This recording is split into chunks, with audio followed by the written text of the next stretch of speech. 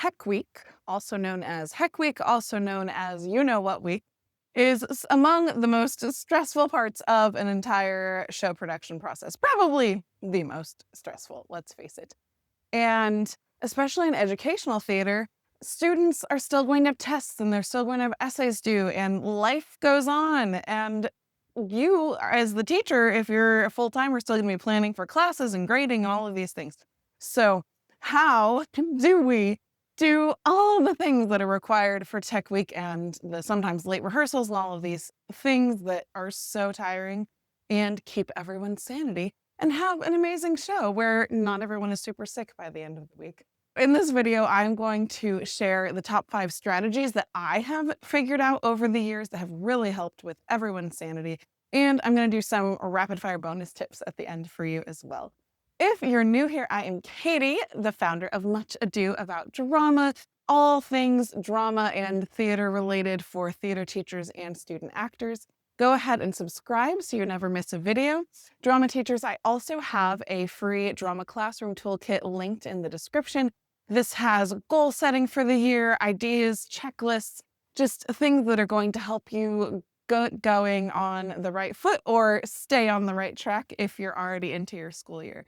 Let's begin with tip number 1. And that involves fully planning out the week, really scheduling everything ahead of time. So you need to go through your full show and everything that you're going to need to do and have time to rehearse. So think about lights, sound, costumes, makeup. Oh, all those things are going to get together. Think about how much time all these things are going to take, and you want to give yourself just a little bit extra buffer time because, as we know, sometimes things go wrong and it ends up taking a little bit more time. So if you end up just having more time at the end to clean up or fix things, that's great. So give yourself just a little more time than you think you're going to need. Tip number 2, allot time to practice transitions. Transitions make or break the show, especially if you're talking about a big musical that has a lot of big set transitions.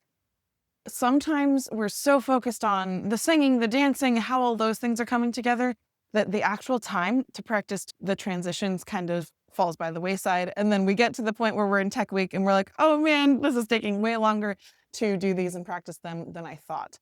And so I always allot at least one rehearsal that is solely focused on transitions. If you have actors helping with moving props and sets, those actors need to be called to this special just for transitions rehearsal.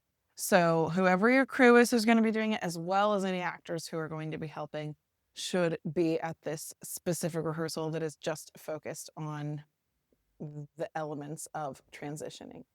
So I do a just sets focused transitions rehearsal. And then for actual Tech Week, I have one rehearsal that's just focused on transitions with the lights and sound effects. And that's going to help your crew and any actors who are moving things practice when those things happen, get the timing right. It's going to let you actually see what it's going to be like. It's going to let them see what their lighting's going to be during those transitions, so how much they're actually able to see. And if it's not enough light, that's where you can, during that rehearsal, adjust and just get all those things settled before you're in full on tech rehearsals with the cast. Tip number 3 can save everyone an hour at the end of the night, and that is to type your notes during the dress and tech rehearsals and email them out to the cast and crew. I make it very clear when I do this that it is a privilege to not have to sit through an hour of notes at the end of the night. And they need to actually read them. I even will add in a special little phrase like hidden in the notes. And I'll say, oh, the first 3 people who email me the special phrase get a free concessions item or something fun like that. And so it's an incentive to actually read the whole thing.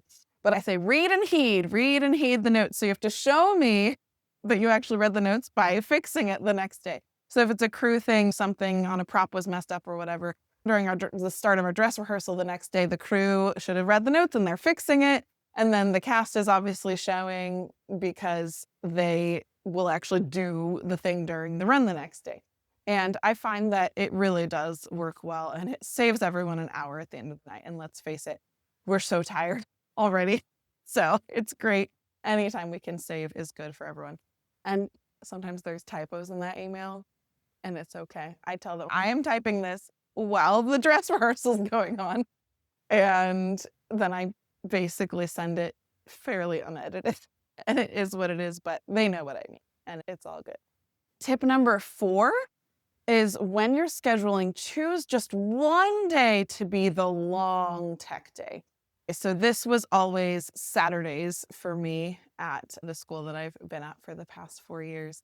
Saturdays, we have basically a full work day, either 8 to 5 or 9 to 5, depending on the show and how much we need.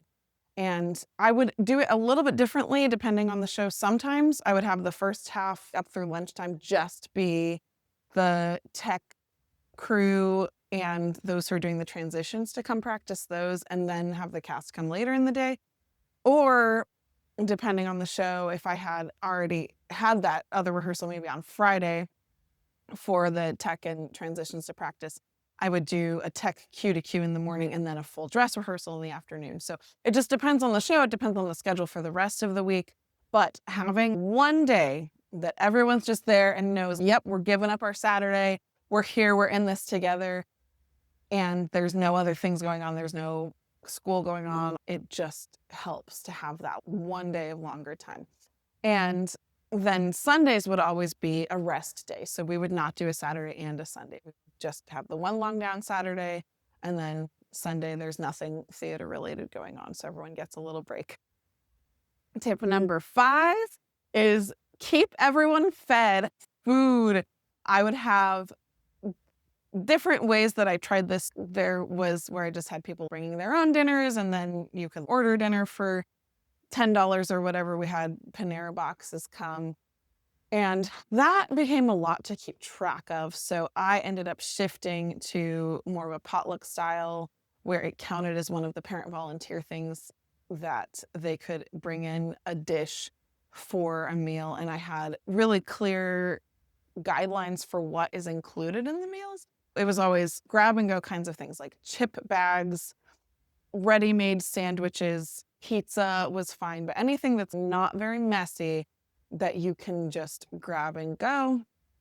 And so we would do, for the dress rehearsal evenings, we would do get ready, mic check, costume, makeup, all of that. I try to do that in about an hour.